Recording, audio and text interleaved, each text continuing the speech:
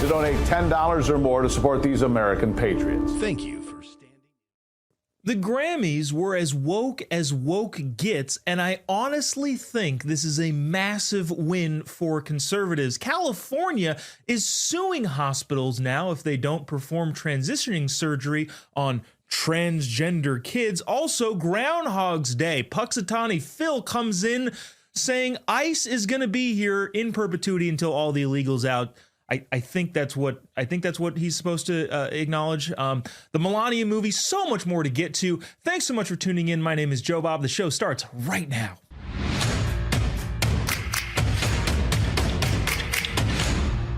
Like I mentioned, I believe wholeheartedly, and I will defend this position, that the woke Grammys is a massive win for the American political right. Before we get into that, I got to remind you, tpt@tpusa.com is the email address if you'd like to send along your thoughts, comments, concerns, criticisms, even memes. We have a lot of folks sending funny, hilarious memes. I honestly can't spend too much time on it because I'll just keep watching all of the stuff that you guys send and laughing hysterically. But if you'd like to, tpt@tpusa.com is that email address. Leave a comment wherever it is that you happen to be watching this. And if those comments and emails are just disgusting, bigoted, and downright just terrible, it'll actually fit in with the tenor that we have here on the show. We could read them in our mailbag segment of the show, which is the 5th segment. If you'd like to be included, tpt@tpusa.com, or leave a comment wherever it is that you happen to be watching.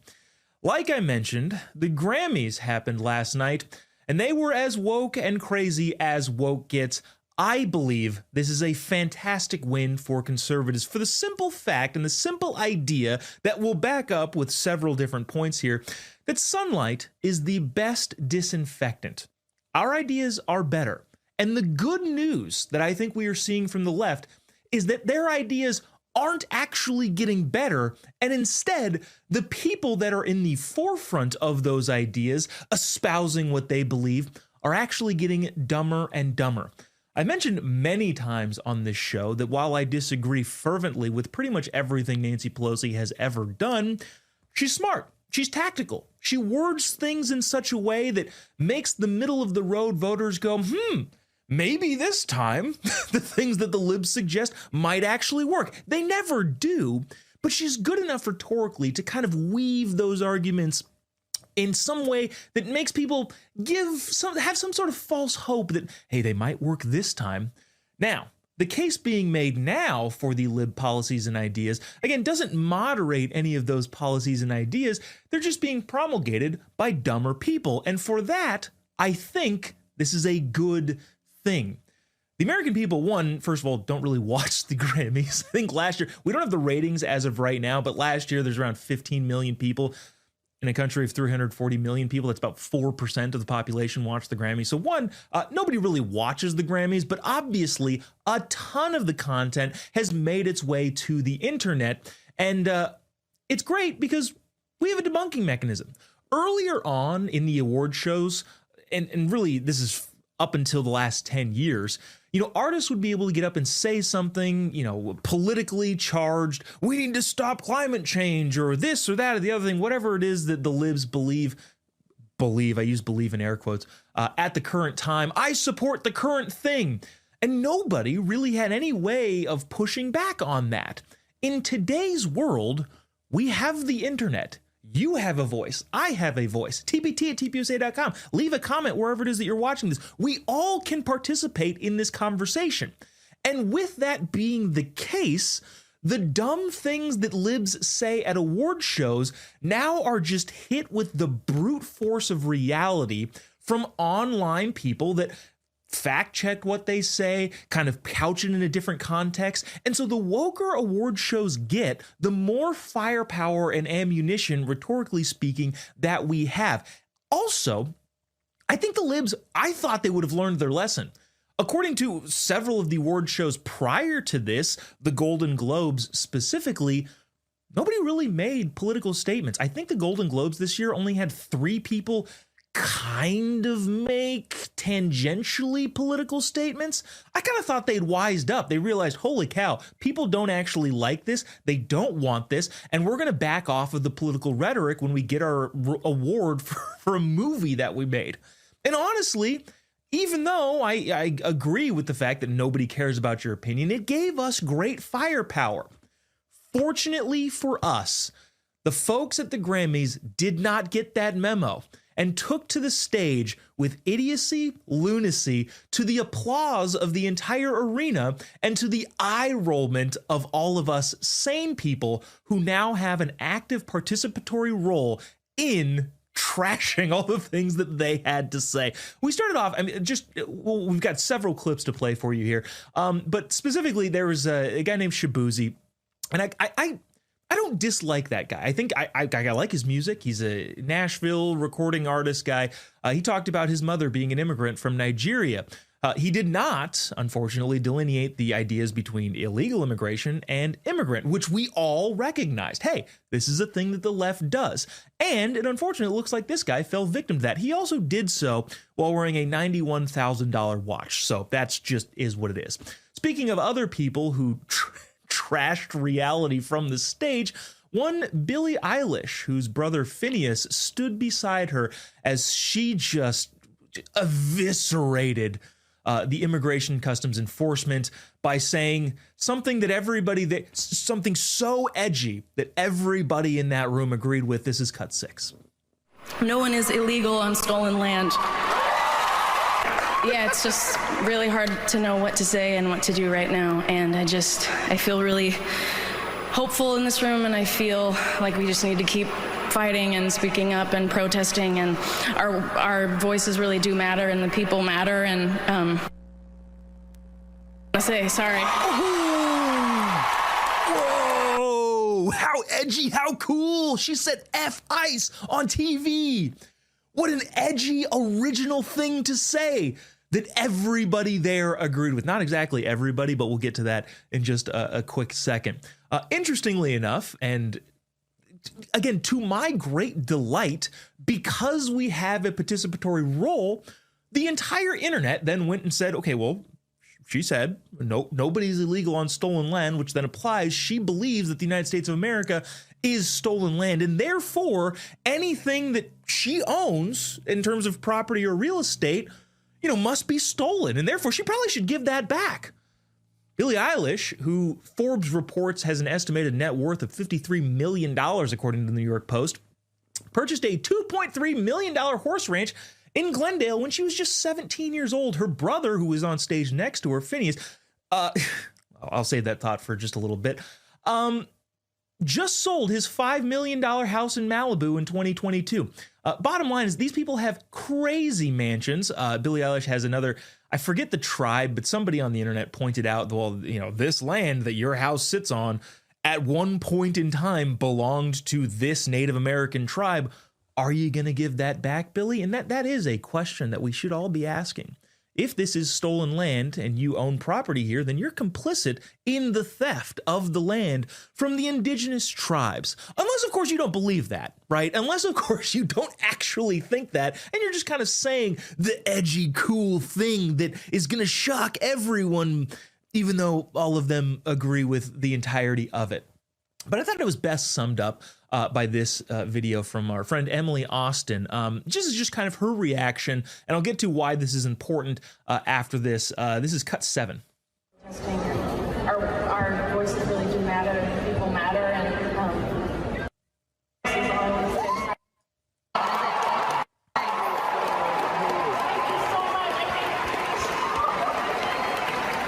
I'm so edgy. It's like,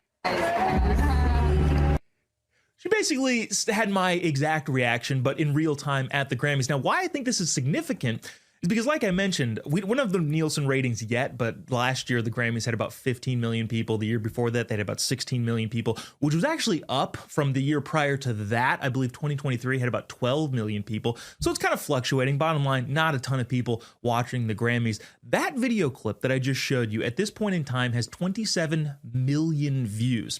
In other words, almost double the amount of people that probably watched the Grammys live this year saw that video and had the same exact give me a break reaction. Again, like I said, I think, again, you may not agree, TPT at TPUSA.com if you don't. I think the wokeness on display is a fantastic talking point for the conservatives. Sunlight is the best infectant. Their ideas haven't gotten any better, but the people promoting those ideas have in fact gotten dumber, and that is good for us. Speaking of dumber, Don Lemon, of all people, were at one of the pre-Grammy parties in which he received a standing ovation for fighting for, invading churches and leading insurrections. And because for some reason, that's what the libs stand for. Like I mentioned last week, I am so pro Don Lemon being the face of liberals. I can't give these people a microphone and let them talk, because I have to believe the American people are smart enough to recognize idiocy when they see it. And so when I see Don Lemon getting the standing ovation like we're about to show you, you might roll your eyes and rightfully so, but I think it's a fantastic thing. Put that guy in front of the camera and let him talk. He is one of the best arguments for conservatism that we honestly have. This is cut 8, I believe.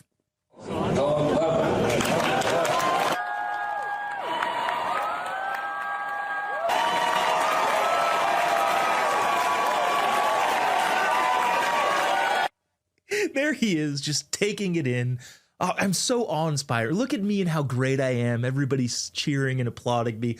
Now, you may be thinking that's ridiculous. And you also may think what I thought last week is getting arrested was the best day of his life. Now, the best thing about this is that's not only something that me and you have in our head, it's also in the head of the President of the United States. President Trump aboard Air Force One was asked about Don Lemon and literally had the same reaction as all of us together. This is why he's a man of the people. He thinks like us, he believes what we believe, and he fights for reality here in this country. This is cut 9, President Trump's reaction to Don Lemon getting arrested and the entire lib media praising him. Cut 9. No, I don't know anything about the Don Lemon thing, but he's a sleazebag. Everyone's known that. He's a washed up. Probably, from his standpoint, the best thing that could happen to him. He's getting, he had no viewers. He was a failure. He was a failed host, and now he's in the news. I didn't know anything about it. Now, again, the president makes a fantastic point. Hey, by the way, this guy was nobody, and now he's a thing. And the reason he was nobody is because he's an idiot. He was bad at what he did, and so CNN was like, hey, nobody watches your show. And then he was out trying to do like man on the street stuff, and still nobody was watching it. And then the best thing that's ever happened to him on Thursday night. He got arrested and promoted to the top of the lib totem pole, to which I say, fantastic. Give Don Lemon a microphone and let him make the case for conservative ideas by way of making very, very bad arguments from an idiot's perspective. I think this is fantastic. But ultimately, this culminated in one Bad Bunny. Mr. Bunny received several awards, I believe several awards, including Album of the Year. It's the first time like a non-English album won at the Grammys. Now, everybody knows this is like kind of set up. This is how the guy playing the Super Bowl that conservatives are mad about, which TPUSA is doing their own halftime show. So you can check that out. We'll have more announcements about that a little bit later on in the show. Everybody's mad about Bad Bunny trashing America and continues to do so in his acceptance speech.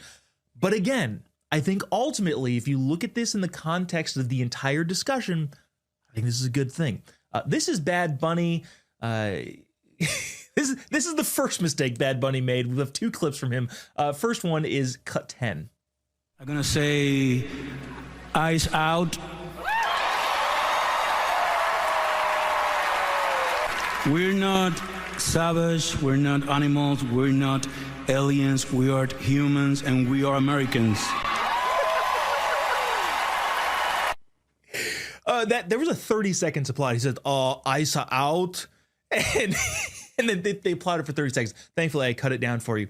But then he said, the best thing again, if you're trying to get conservatives to engage by way of stupidity, this guy's teaching a master class. We are not savages. We are Americans. No, Mr. Bunny, that's kind of the whole point. Not everybody is an American. We're making that point right now. If you actually think that, and a bunch of your lib friends think that, we're going to win the argument 100% of the time. We are Americans. No. Like, not everything is everything else. This fork, I don't have a fork, this pen is not a Ferrari. Things have definitions. And the people who are here illegally are by definition not Americans. And if that's what people think, I have to believe the American people are smart enough to, one, roll their eyes, and two, go, oh, these people are dumb, and their ideas are very, very dumb. Now, to further pile on to Mr. Bunny, he went on to give more of his speech after he made that ridiculous assertion that everybody here is an American, which, again, by definition is factually inaccurate, and that's kind of the point of ICE. It's kind of the point of immigration laws in general. Not everybody's an American, and the people that aren't Americans who are here illegally need to go bye-bye, or adios, I guess, if you want to. If Mr. Bunny is listening today, adios is what I'm trying to say. But then he goes on to make the case even further by the broader case of American culture, American values, American language, which is English. He makes it inadvertently by finishing out the rest of his speech. This clip is rather long, but I do honestly think that most freedom-loving Americans who appreciate the culture and society of Western civilization, the basis on which this country is founded, will watch this and go, oh, yeah, I don't like losing our culture. This is cut 11. I want to say to the people, I know it's tough to know, not to hate on these days. And I was thinking, sometime we get contaminados. I don't know how to say that in English.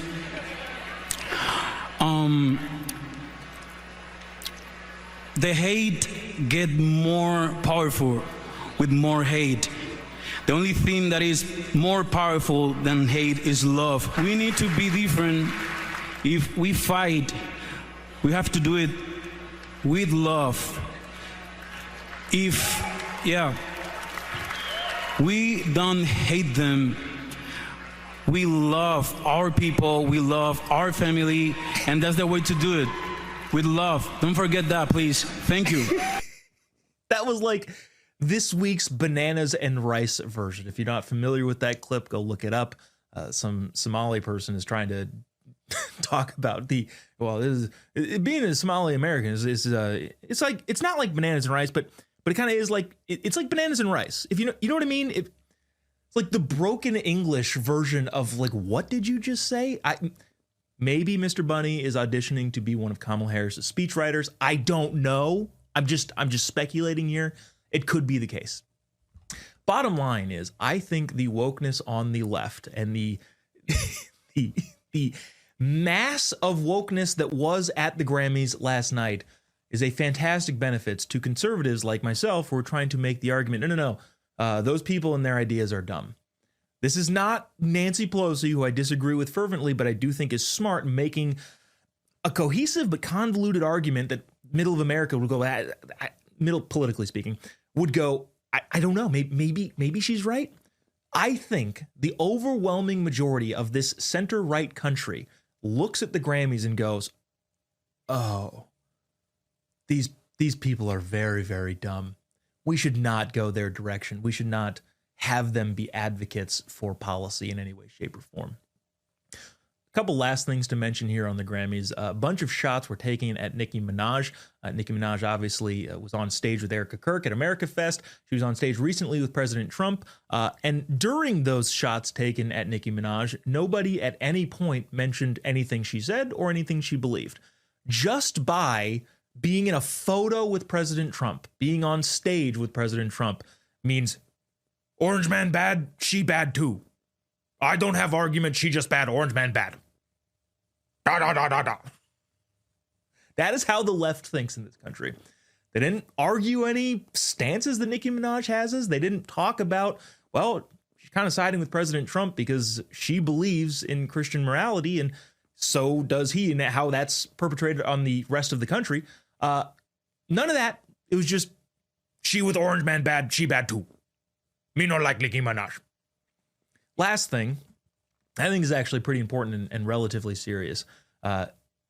Several people were talking about ICE and how bad it is and the protesters, and they stand with the protesters that are protesting the people enforcing the law that the libs agreed upon like 30 years ago.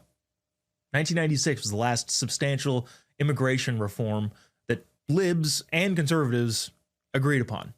All ICE is doing is enforcing the law. We've been talking about this for months now. They're really standing with the protesters. Interestingly enough, not a single person, zero mentions of the protests that are actually important and actually influential going on in Iran.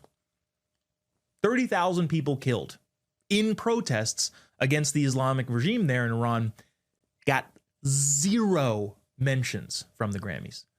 Now they're busy standing up for the people fighting immigration enforcement in the streets, guised as protests. That's whose side they're on, not the actual people who are putting their lives on the line by protesting an Islamic dictatorship. So, just some food for thought. Where are your priorities really? Do you really stand for free people, or are you just, I support the current thing? Politically speaking, I stand on my initial opinion. This is fantastic for conservative politics. Having these people give Bad Bunny a microphone and let him discuss immigration policy. Next presidential race, we will win 48 states. I honest to God believe that from my whole heart. We have got a lot to get to today here. We've got California, interestingly enough, is suing a hospital who is not performing gender-affirming care on minors, and that's, I guess, the position that they've taken. Instacart is putting fees. You may not know what Instacart is. Bottom line, New York has raised the minimum wage, and the ways that companies are combating that are actually really interesting. Puxatawny Phil has said ICE in perpetuity. I think that's what he does, right? He talks about ICE just getting in perpetuity until all the illegals are out. But what actual practical effects, as we talk about Puxatawny Phil, kind of reliving the day over and over again, are conservatives making electorally speaking? We'll also talk about Melania's movie. Did fantastic at the box office relative to other documentaries in recent past. Lot to get to. TPT at TPUSA.com if you agree with my assessment. Should we be giving these crazy libs, these dumb libs who are bad at making the case for their policy ideas, the microphone more often? I think we should. TPT at TPUSA.com if you happen to disagree or if you agree. We'll be right back after the break. Don't go away.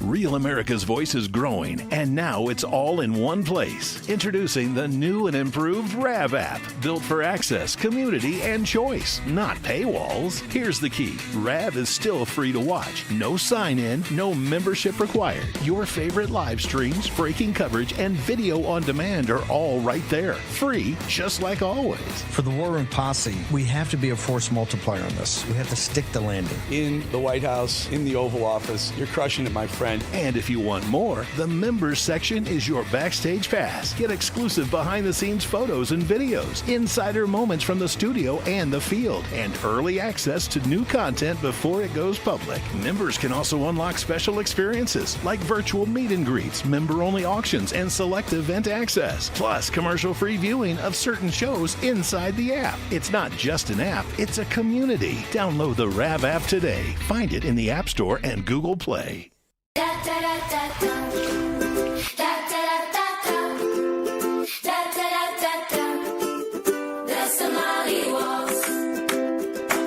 Minnesota's headlines are getting wild. Tim Walz and Ilhan Omar are being accused of massive fraud, and it's so bad, all you can do is laugh at this point. So from Real America's Music, the label that brought you the #1 hit, Anthem of the Free, comes a brand new song from singer-songwriter Natasha Owens, The Somali Waltz. Let's make the music industry mad and run this to #1. Scan the QR code or search The Somali Waltz on iTunes and buy it right now. The Somali Waltz, available everywhere.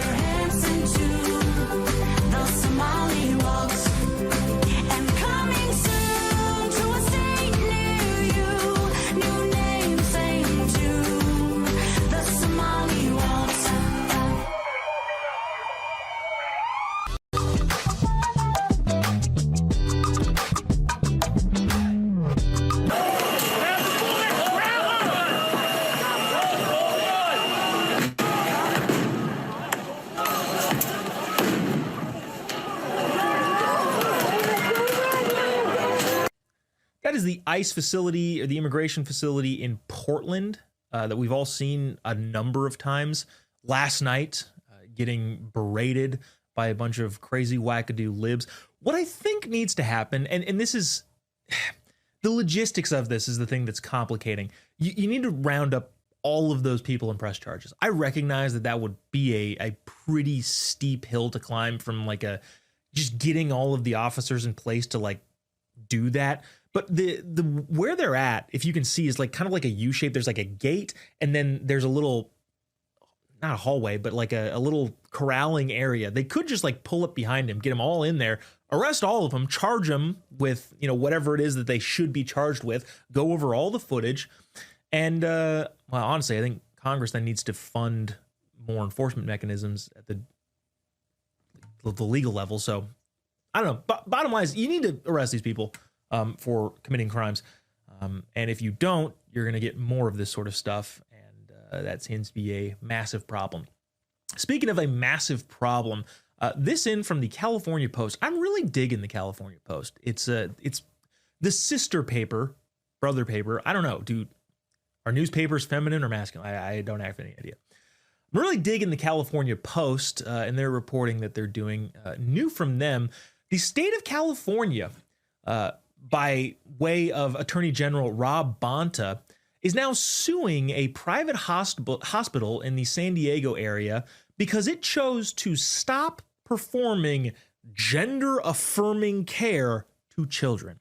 The state of California, with the Attorney General at the helm, says you can't not do this thing. In other words, the government is trying to compel somebody to do a certain thing. Now, obviously, we've been around all of these rules regarding speech. You cannot compel somebody to say something. But can you compel, by way of a lawsuit, the state of California suing this private hospital? No, you have to do this thing that is no good to anybody. Got to be careful about the terminology that we use because we're on YouTube at this point, and they're a little sticklers about this. So we're just saying what is exactly true.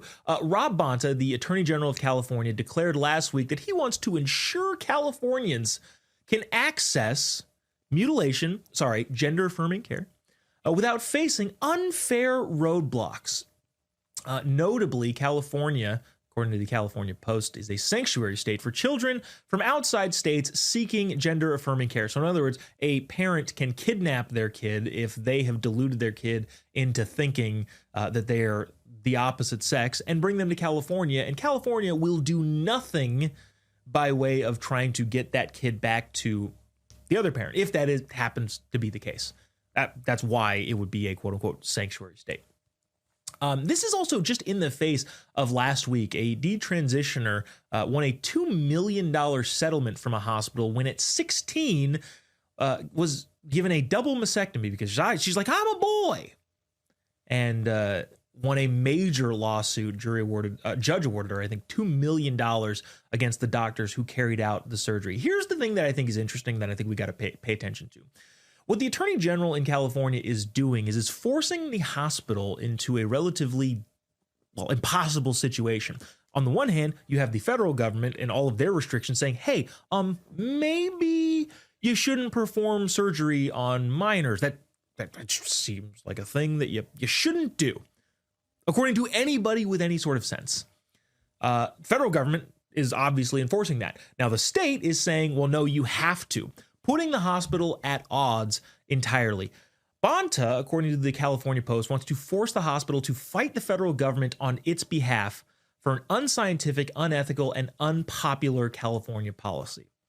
We'll keep an eye on this as it goes forward, but my hope is that the hospital, and hopefully with the help of the feds, tells the state of California, hey, pound sand. This is ridiculous. Nobody wants it. And your grandstanding doesn't actually help anyone. In reality, it hurts anybody who is affected by this. Speaking of people being hurt, I got to mention this. The federal government is currently in a partial shutdown. I know. I walking into the studio, I had to step over bodies lying in the streets. When the federal government shuts down, it's just chaos everywhere. Chaos in the streets. As if it weren't already chaos. I live in California. It's kind of chaos already. But like I said, the federal government is currently in a partial shutdown. caused by the libs because they don't want to fund the Department of Homeland Security. Interestingly enough, though, especially at a time like this, and I hate to use that language, but it kind of is fitting here, at a time where half the country is iced out. I don't know where you're watching, but in case you haven't heard, there was a massive storm that blew through like the entire country, and a bunch of the country has huge structural problems. I was talking to people in Nashville saying like they still don't have power because the ice froze all of the wiring, and it's just chaos. And I'm sure you're aware of that. But inside of the Department of Homeland Security that libs have refused to fund, causing the devastating, atrocious partial government shutdown, is ICE, is CBP, but it's also the Transportation Administration and the Federal Emergencies Management Agency, also known as FEMA. So in a time where Americans face very dangerous situations because of the storm that blew through the country, the libs have decided, we're not going to fund FEMA. All of the FEMA funding is instead of funding FEMA for what could be disaster situations around the country, we're going to stand up against the enforcement of our own laws by not funding DHS and causing a partial government shutdown. The House is set to vote. The Senate did come to an agreement last Friday, honestly, at the behest of Trump getting involved in the negotiations. But the House is set to convene, I think, tomorrow on this. And if I'm wrong, maybe it's the next day.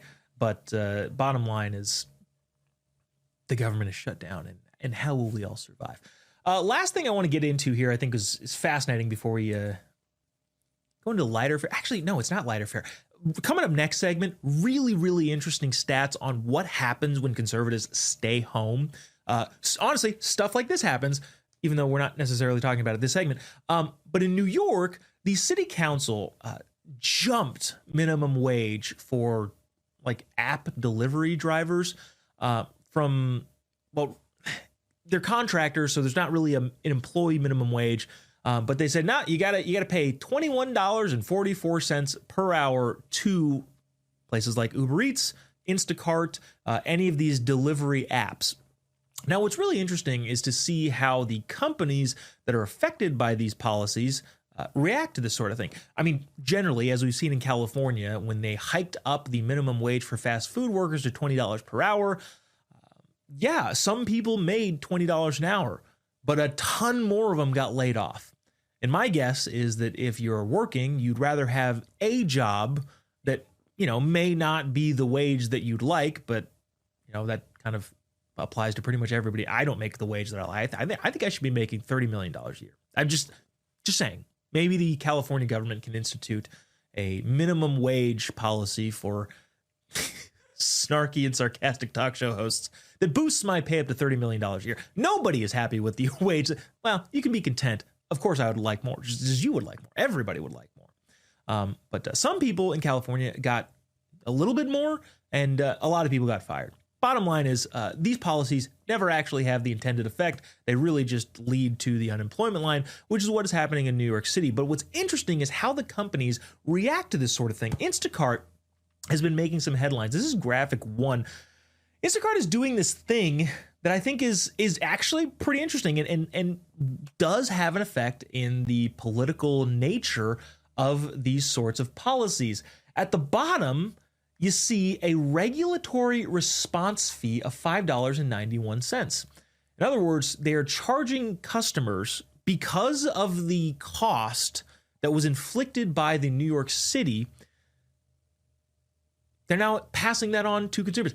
Like I said, every single time that the government intervenes in the free market, that stuff gets passed on to the consumers. You've effectively taxed the very people that you're trying to support with your ridiculous minimum wage hikes or any other policy that the government uses to get involved in the free market.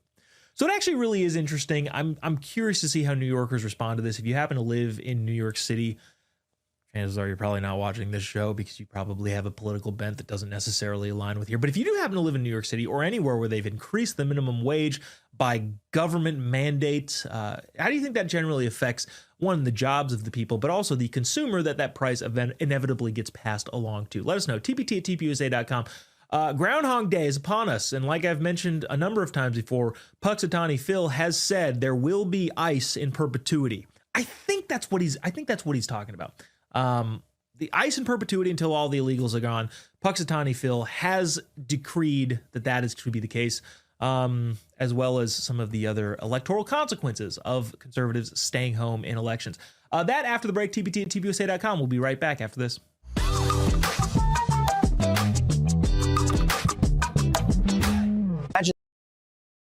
Real America's Voice is growing, and now it's all in one place. Introducing the new and improved RAV app, built for access, community, and choice, not paywalls. Here's the key. RAV is still free to watch. No sign-in, no membership required. Your favorite live streams, breaking coverage, and video on demand are all right there. Free, just like always. For the War Room Posse, we have to be a force multiplier on this. We have to stick the landing. In the White House, in the Oval Office, you're crushing it, my friend. And if you want more, the members section is your backstage pass. Get exclusive behind-the-scenes photos and videos, insider moments from the studio and the field, and early access to new content before it goes public. Members can also unlock special experiences like virtual meet and greets, member-only auctions, and select event access. Plus, commercial-free viewing of certain shows inside the app. It's not just an app, it's a community. Download the RAV app today. Find it in the App Store and Google Play.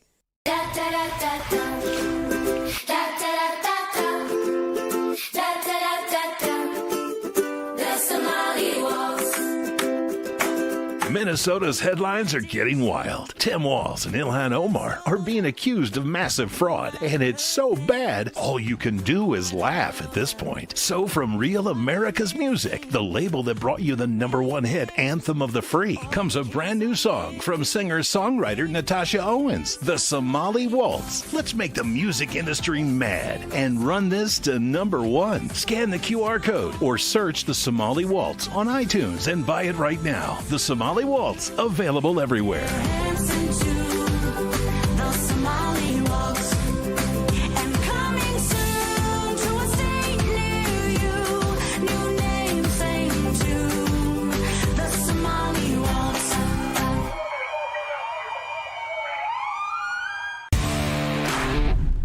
Hi, this is Chris from Colorful Colorado. I'm drawbridging the Getter Chat. I trust no one for my news except Real America's Voice. So if anyone asks, I was never here.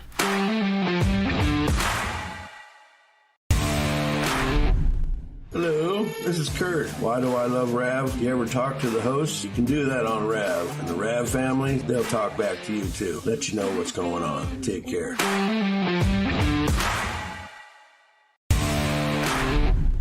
My name is Sandy Zeiss. Rav is the greatest for me because I live alone, and when I'm watching in the morning, have my coffee, I feel like I'm talking with family.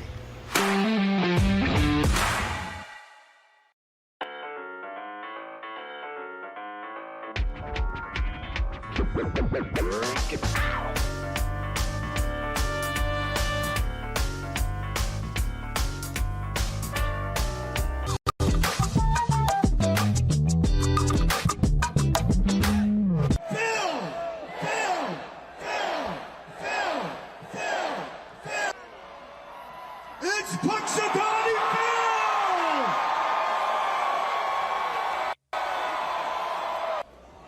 It is my job this February 2 to look to the skies and report back to you that there is a shadow here on my ground. 6 more weeks of winter abound! You know, I used to make fun of the whole Groundhog Day thing. Like, this is stupid. This groundhog, Punxsutawney Phil, does not know what the weather is going to be, and stating it as fact is ridiculous. And I know everybody thinks it's kind of like a fun, jovial thing, and it is. But I used to be like, this is dumb. And then I started realizing, well, Punxsutawney Phil is about as right as CNN is in reporting what will happen. His analysis. Punxsutawney Phil's analysis of the weather is akin to a bunch of lib outlets and their analysis of what's going on in the world. So I actually trust Punxsutawney Phil a little bit more than several lib outlets. So I used to think it was hokey and lame, but it apparently, no, it's not. It actually is, Punxsutawney Phil is rock solid in his decisions. What did he say? There's going to be more winter, more ice in perpetuity until all the illegals are gone. I agree with that. So happy Groundhog's Day. Punxsutawney Phil did, in fact, see his shadow this morning. And what this is reminiscent of, and this is going to be a way to tie this all together, is the movie Groundhog's Day. If you haven't seen the movie, the Bill Murray movie, I think it was 1993, it came out. There can be college classes around this. It actually is a very philosophical work of art. I'm sure you've seen the movie, but the brief synopsis is he has to keep reliving the day over and over and over again, and he tries all the things that he thinks are going to make him happy, but it never actually does. It just kind of drags on into this malaise existence until he realizes, hey, if I'm just a better person, like life is better.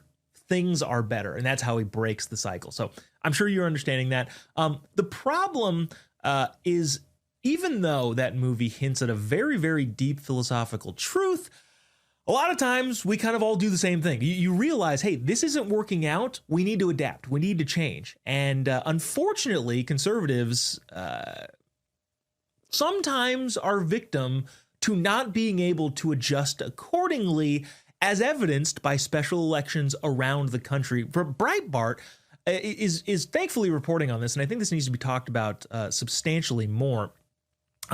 Libs are now winning in a lot of these special elections in seats that they should otherwise not win in any way, shape, or form. Recently, a Texas Senate seat in a very, very safe red district of Fort Worth was won in a special election by a lib. Why? Because conservatives didn't show up to vote. I was at an event in Seattle over the weekend, and one of the biggest things that unfortunately is a problem in the state of Washington and in a bunch of blue states is that a lot of conservatives think like, well, what are we going to do? Unfortunately, too, that's kind of bleeding out into the more conservative states. Like, hey, we got this locked down. We're going to be fine. And people just don't show up to vote. And that is becoming a major problem in elections when it comes to reliably safe seats for conservatives. Couple examples of this: in Iowa State Senate District 35 special election last January, the conservative lost to the liberal by 3.6 points. When Trump won that very area by 21 points in 2024, voter turnout was 1 in 5 of registered voters. Pennsylvania State Senate District, the conservative lost to the liberal by 0.9 points, district that Trump won by 15 points. Voter turnout was only 30%. Same thing, another Iowa State Senate seat, August of this last year, special election. The conservative lost to the liberal by about 10 points in a district that Trump won by 10 points. Mississippi, another conservative, lost to a liberal by 5 points in a area that Trump won by 18 points. Voter turnout in that election was 15%. We can go on and on and on here. In a Georgia House race, the conservative lost to the liberal by 1.7 points in a district where Trump won by 12 points in 2024. Voter turnout 1/4. Bottom line is, it's great that we won. It's great that we're in power. But power goes away. And unfortunately, power goes away due to apathy in a lot of cases. Just because we're in power now doesn't mean we will be in power forever. We have to keep showing up in your special election races, wherever it is that you are. One, you got to be aware of it, and some fault and blame can be laid on, the bigger conservatives that kind of handle this sort of stuff. It's their job to get the message out. But two, it takes showing up. Yes, we won. 2024 was fantastic. We won it all. Honestly, we've got the Supreme Court, got the House, slim majority, but got the House, have the Senate, have the presidency. We got it all. But that doesn't mean the work stops. You can't fall into this malaise Bill Murray Groundhog Day, just kind of going through the motions. You have to be an active participant in what is going on and show up to vote, or else you got libs winning in seats that they have no business winning in. And also, Trump's not going to be on the ballot for the midterms, for any of these other special elections. The enthusiasm has to be there. I know that I might be preaching to the choir of you folks that watch this show. You probably very, very high propensity voters, but it takes getting out to your friends in your area and making sure they are voting and voting the correct way in order to not be beset by outcomes that are not advantageous to the conservative ideal, the American ideal in this country.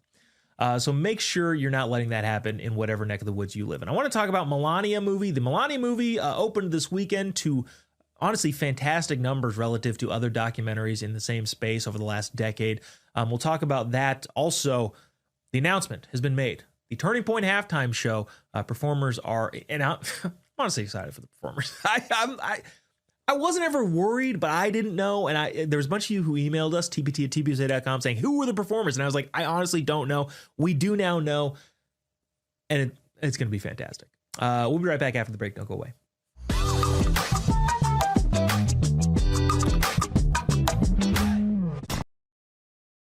Real America's Voice is growing, and now it's all in one place. Introducing the new and improved RAV app, built for access, community, and choice, not paywalls. Here's the key. RAV is still free to watch. No sign-in, no membership required. Your favorite live streams, breaking coverage, and video on demand are all right there. Free, just like always. For the War Room Posse, we have to be a force multiplier on this. We have to stick the landing. In the White House, in the Oval Office, you're crushing it, my friend. And if you want more, the members section is your backstage pass. Get exclusive behind-the-scenes photos and videos, insider moments from the studio and the field, and early access to new content before it goes public. Members can also unlock special experiences like virtual meet and greets, member-only auctions, and select event access. Plus, commercial-free viewing of certain shows inside the app. It's not just an app, it's a community. Download the RAV app today. Find it in the App Store and Google Play.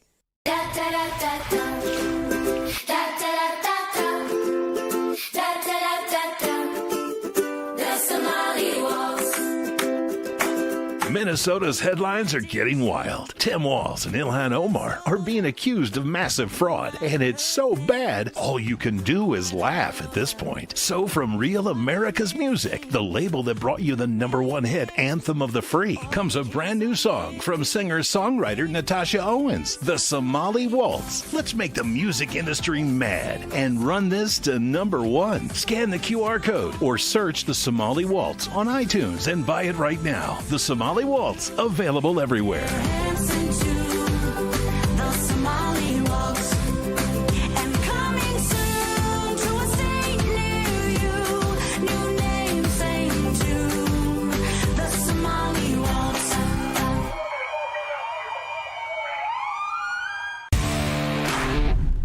Hi, this is Chris from Colorful Colorado. I'm drawbridge in the Getter Chat. I trust no one for my news except Real America's Voice. So if anyone asks, I was never here.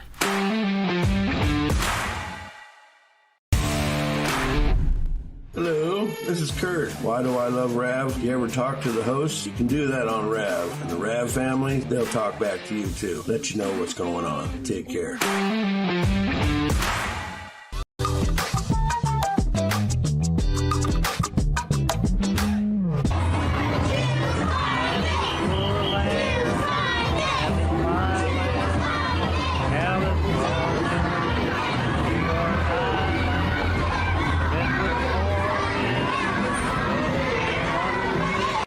So that is a video of a bunch of children being taught how to protest. I'll be completely honest with you. I don't know that the chant "choose violence" is accurate, but that is what accompanied this video. So I just decided to leave it on. But the bottom line is the evidence is overwhelming. There are teachers in government schools, schools that we pay for, teaching kids how to protest.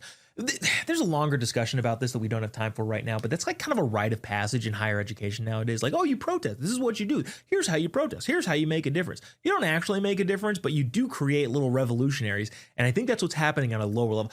if a school is promoting protesting, especially if they're saying for kids to choose violence, chant that out loud, they should not receive another penny of taxpayer dollars. And that is not a controversial statement.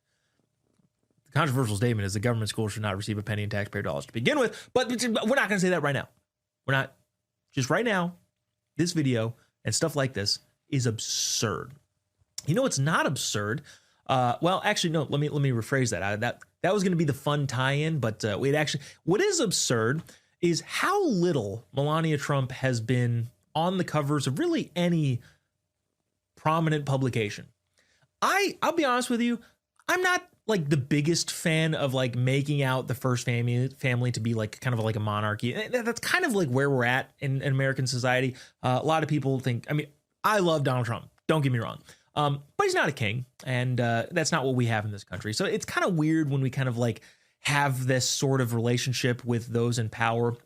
And at the same time, if you're treated as unfairly as Melania Trump has been treated by the mainstream press, yeah, go ahead and make a movie about yourself. Fine, I'm all about it. Melania Trump actually had a pretty great weekend at the box office. New York Times even reporting Melania arrives with strong box office showing even for a documentary. Now, all of this is in the face of her not getting any, despite living a very, very interesting life. That's just very, regardless of what you think about the Trumps politically, Melania Trump has an unbelievably fascinating story and life more broadly. But even then, she's also a supermodel. Like, who do you want to put on the cover of magazines? Like, supermodel with a fantastically interesting life. Dr. Jill Biden. Si c'est Podway. Jill Biden appeared on the cover of Vogue twice during her time as First Lady in 2021 and 2024. Obviously, profiles in both of those. She appeared in Vanity Fair, I believe, a couple times. Was a bunch of lib-leaning outlets, the New York Times, Washington Post, did a bunch of featurettes on her. Michelle Obama, in her time, appeared on the cover of Vogue 3 different times. She was also on the cover of Time. She was a part of the most influential people's issue. She was on the cover of Vanity Fair. A bunch of different lib-leaning outlets, Essence, O, the Oprah magazine, all of these lib wives of presidents get. Melania, none.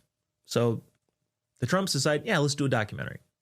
People were up in arms about it. They were very upset. Well, how could you be, creating? So it's because you guys don't pay any attention to her. So, hey, President Trump, as a master of the media, says, hey, we're going to do it ourselves. And according to everybody, fantastic documentary. Which, you know what? This is actually the best statistic here. Rotten Tomatoes, the critics score on Rotten Tomatoes. Actually, let me get to this. The audience score first, 99% on Rotten Tomatoes. Of the people who confirmed saw the movie, about 100% of the people liked it. The critics, TBT, what do you think? TBT at TPUSA.com. They loved it? They hated it? Very, very short period of time to send that email before I give you the answer. 9%. Which is, I think, what you want. I think if an audience loves your movie and the woke lib critics on Rotten Tomatoes hate it, yeah, you're sitting pretty good. That's a pretty good position to be in. Bottom line, the Melania documentary did fantastic over the weekend, especially relative to other documentaries. It came in 3rd place in the box office overall on the weekend, so that is great. And yeah, really liked it. Let us know, TBT at TPUSA.com. What did you think of the movie if you went and saw it? Coming up, we got our mailbag as well as big announcements. That's it. We'll leave it at that. Big announcements for the halftime show this Sunday. We'll be right back after the break. Don't go away.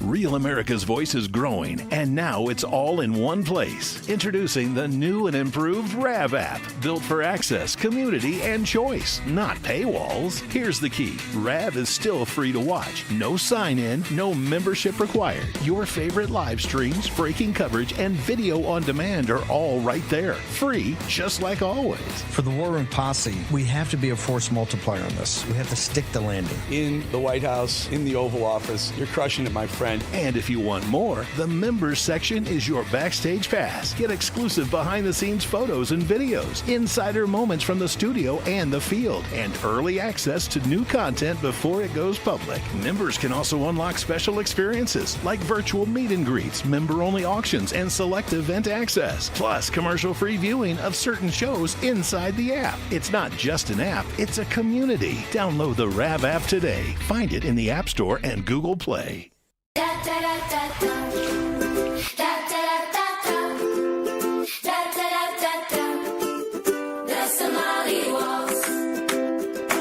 Minnesota's headlines are getting wild. Tim Walz and Ilhan Omar are being accused of massive fraud, and it's so bad, all you can do is laugh at this point. So from Real America's Music, the label that brought you the #1 hit, Anthem of the Free, comes a brand new song from singer-songwriter Natasha Owens, The Somali Waltz. Let's make the music industry mad and run this to #1. Scan the QR code or search The Somali Waltz on iTunes and buy it right now. The Somali Waltz, available everywhere.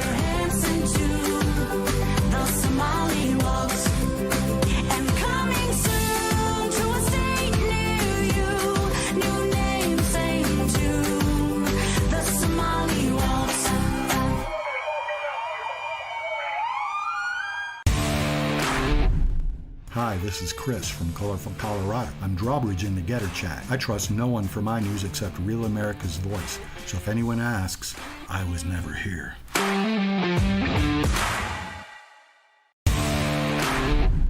Hello, this is Kurt. Why do I love Rav? You ever talk to the hosts? You can do that on Rav. And the Rav family, they'll talk back to you too. Let you know what's going on. Take care.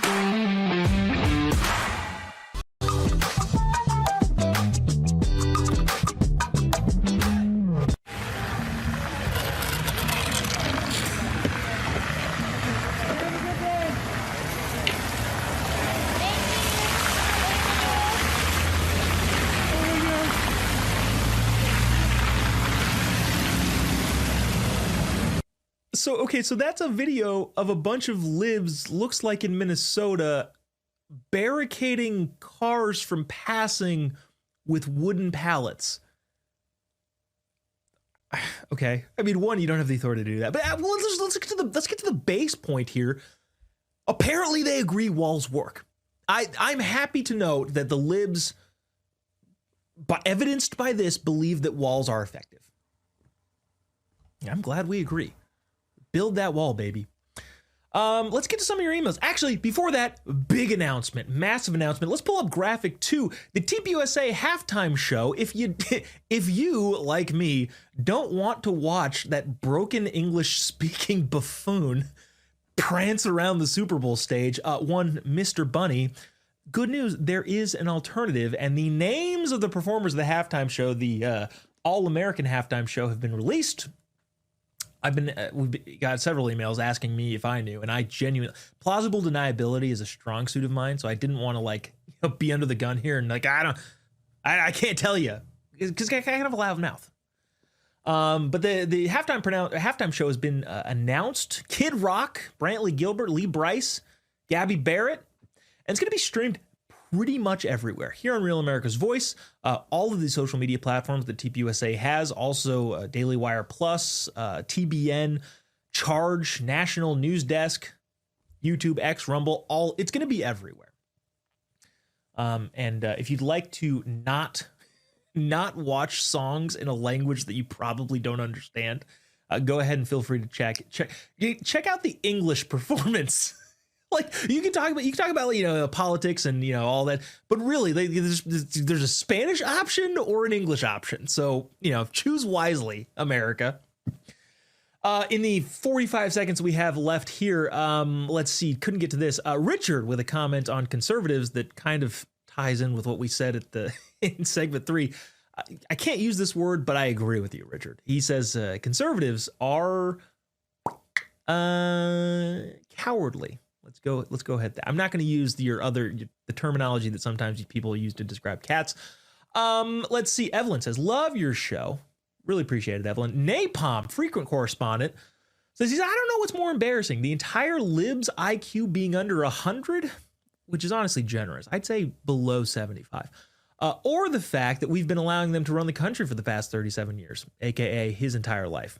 The second one is more embarrassing. The fact that we've let it happen is the most embarrassing. That's all we're going to have time for. Hey, really appreciate you sticking around, tuning in. TPT@TPUSA.com is the email as always. Looking forward to the halftime show on